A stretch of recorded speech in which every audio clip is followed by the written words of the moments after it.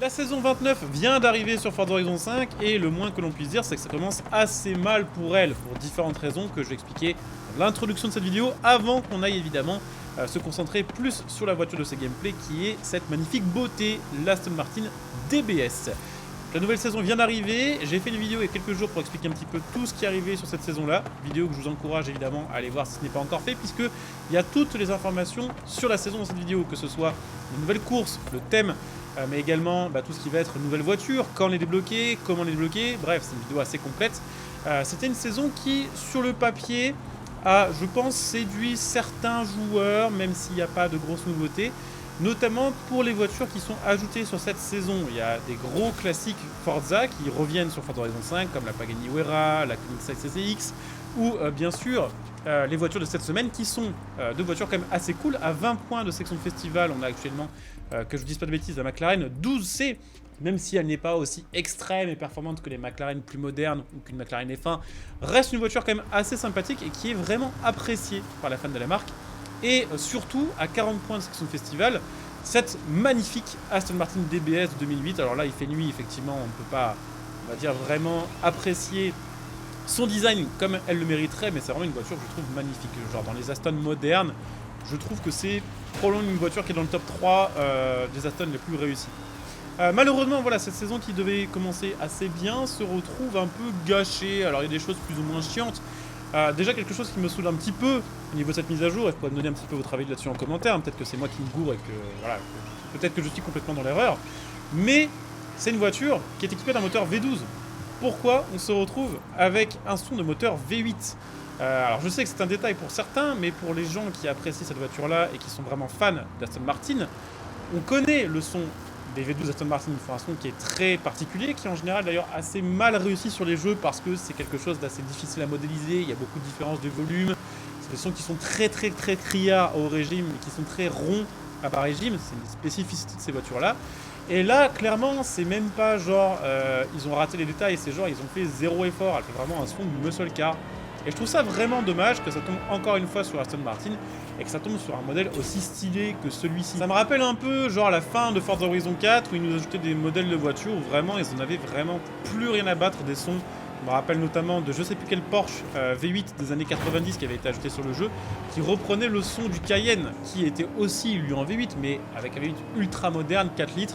Enfin bref, ça collait pas du tout, il y a plein d'exemples comme ça sur Horizon 4, il y en a beaucoup moins sur Horizon 5, et j'avoue que je suis un petit peu déçu que ça tombe sur cette voiture-là, parce que on va dire que à côté de ça, si elle avait eu vraiment un bon son de V12 Aston, ça aurait été une voiture exceptionnelle pour la balade. Deuxième chose qui est un peu saoulante avec cette mise à jour, c'est un bug qui touche la section de festival. Sachez qu'il y a pas mal de joueurs qui, depuis l'arrivée de cette saison, voient leur progression réinitialisée dans la section de festival dès qu'ils complètent le test. Le test, c'est ces fameuses épreuves qui se font en multijoueur, que vous voyez ici, où ça se joue sur 3 manches contre des IA. C'est des épreuves qui sont déjà assez longues et qui sont parfois un peu difficiles selon avec qui on tombe.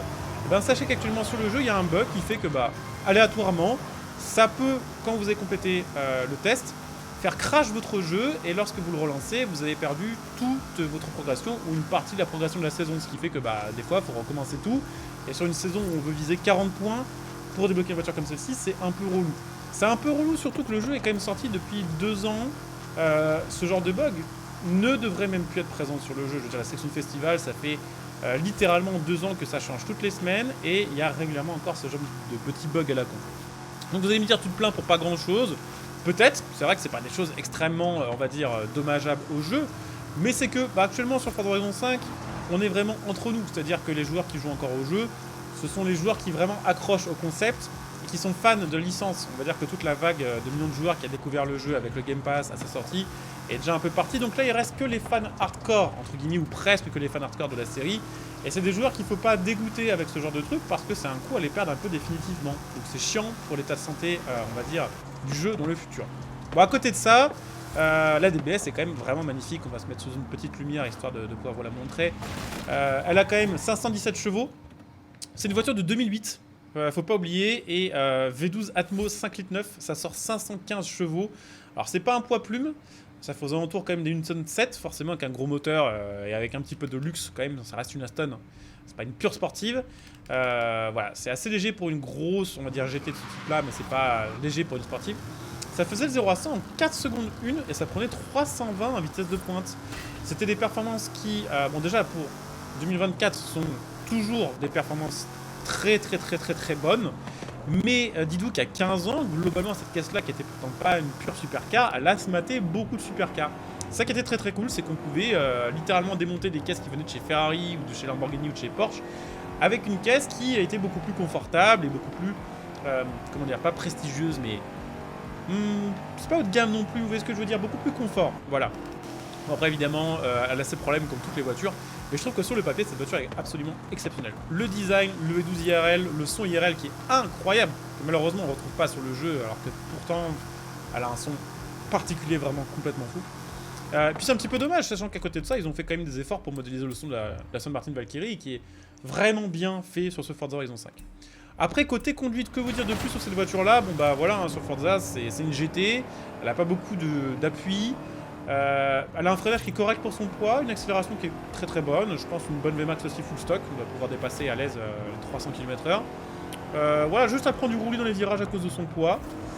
Franchement, c'est pas un gros défaut. De toute façon, je pense que quand vous voyez Aston et que vous voyez que c'est pas une Valkyrie ou une Valhalla, en général, on est tous en mode ouais, c'est pas fait pour la course, on va la prendre pour ce qu'elle est, c'est-à-dire voiture de balade et let's go, on va faire avec, on va l'utiliser pour ça.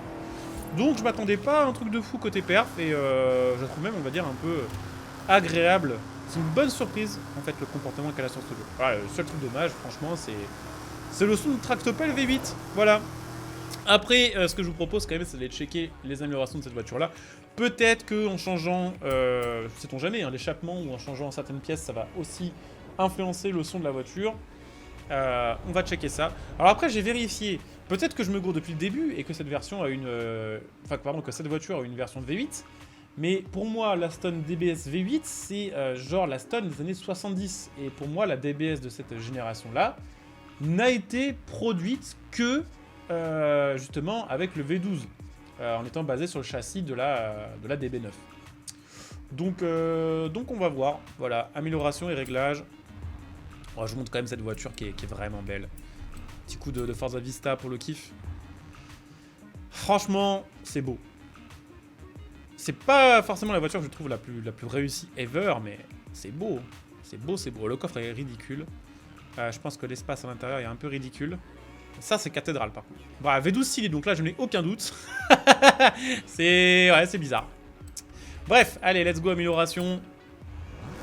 On va voir avec l'échappement et tout ce qui va avec. On va checker un peu toutes les améliorations. Je sais pas si je vais beaucoup l'améliorer. Le but, c'est plus de faire une caisse, en fait, fun à jouer que d'en faire un truc de course. Donc, je pense qu'on va essayer de la garder Atmo. Alors, ça change vraiment rien, en plus, l'échappement course. Alors, c'est vrai qu'il y a... On est d'accord, sur cette voiture-là, IRL, un son qui est très crépitant. Et ça, le crépitant du son, ils l'ont repris. Mais là, c'est juste le grain de base qui est pas bon. En fait, ils prenaient plus ou moins le grain d'une Aston V12 moderne, mettaient le crépitant dessus, baissaient un peu le côté aigu et c'était parfait. Ça monte en S1 ce truc-là. Hein. Alors là, je vais la full, mais je pense que je vais pas la conserver dans cette catégorie-là et dans cette config-là. C'est simplement pour vous montrer un petit peu à quoi vous attendre si jamais vous débloquez cette voiture-là. Ça monte beaucoup plus haut que ce que je pensais en fait. Enfin, en tout cas pour l'instant, sachant qu'on n'a même pas les gommes slick. On est probablement sur une caisse qui peut monter en top S1. Alors pour ceux qui se demandent encore une fois comment j'ai des marques sur les pneus, parce qu'il y a toujours des gens qui posent des questions, c'est un mode que j'ai installé et qui met du coup des marques sur les pneus selon le type de pneu que j'utilise. Alors des fois c'est stylé, notamment sur les voitures japonaises et sur les américaines, et j'avoue que sur une Aston comme ça, avoir le gros logo Dunlop sur les côtés, je suis pas méga fan. Mais il en faut pour tous les goûts. Oh mon dieu. Oh l'horreur. Oh l'horreur, en plus ça fait baisser l'indice perf. Enfin, je pense que ça fait quand même monter les jets latéraux ça. Ouais quand même. Bon, il y a un intérêt à mettre l'aileron si jamais vous voulez en faire un truc compétitif, mais on va dire que sans swap, déjà elle monte pas en top S1. On peut la mettre avec un petit compresseur. Tiens, elle a pas le biturbo celle-ci d'améliorable. Et avec le compresseur, elle est en 892 full. Donc elle montera pas en top S1 sans swap. Après côté swap, V12 7 litres 7 qui vient de chez Aston. V12 6 litres 5 qui vient de la Valkyrie d'ailleurs, je pense. Et V12 7 litres. Bah écoutez, il sonne pas mal ce petit V12 là. il sonne un peu plus comme le V12 de base de cette Aston en fait. Alors, un peu plus grave. Alors, ce qu'on va faire deux choses. Déjà, on va enlever le compresseur. On va le remettre en full atmo. On va enlever les trucs laids. Et on va se tester comme ça pour le kiff. Et après, on la testera avec le swap V12, histoire de voir si ça passe mieux, on va dire, côté rendu sonore. Voilà. Alors, je vous montre les peintures aussi. C'est vrai que j'oublie des fois de vous montrer un petit peu ce qui est dispo. Je savais même pas que cette voiture était disponible en rouge ou en jaune. Ça a dû se vendre surtout en gris et en vert. Ah, forcément, elle est belle en vert. Mais cette voiture-là fait partie des Aston que je trouve plus jolies en gris qu'en vert. Je sais pas, c'est peut-être le côté James Bond. Alors je sais bien que c'est pas la vanquish de James Bond, mais je sais pas. Je trouve qu'en gris, cette voiture-là, c'est vraiment genre la couleur parfaite pour cette caisse-là. Donc il y a un peu de tout, mais voilà. Au final, je l'ai remis dans une config classique. Bon, on a juste les pneus Dunlop. D'ailleurs, si vous voulez en savoir plus sur ces modes-là, je vous invite à aller checker la vidéo que j'ai fait. Une vidéo qui contenait des modes avec des nouvelles jantes customisées, avec des nouveaux kits pour certaines voitures, avec de nouveaux sons et tout ce qui va avec. D'ailleurs, peut-être que ce son va être patch par des mods. En tout cas, sachez qu'il y a une commune modeur sur Forza Horizon 5, que c'était pas le cas pour les anciens Forza, et que de temps en temps je fais des petites vidéos test de mod. Donc pensez bien à vous abonner si ce genre de vidéo et si les vidéos que je fais globalement vous plaisent. Comme ça vous êtes notifié des prochaines vidéos. Pensez bien aussi à laisser un petit like pour le référencement de celle-ci.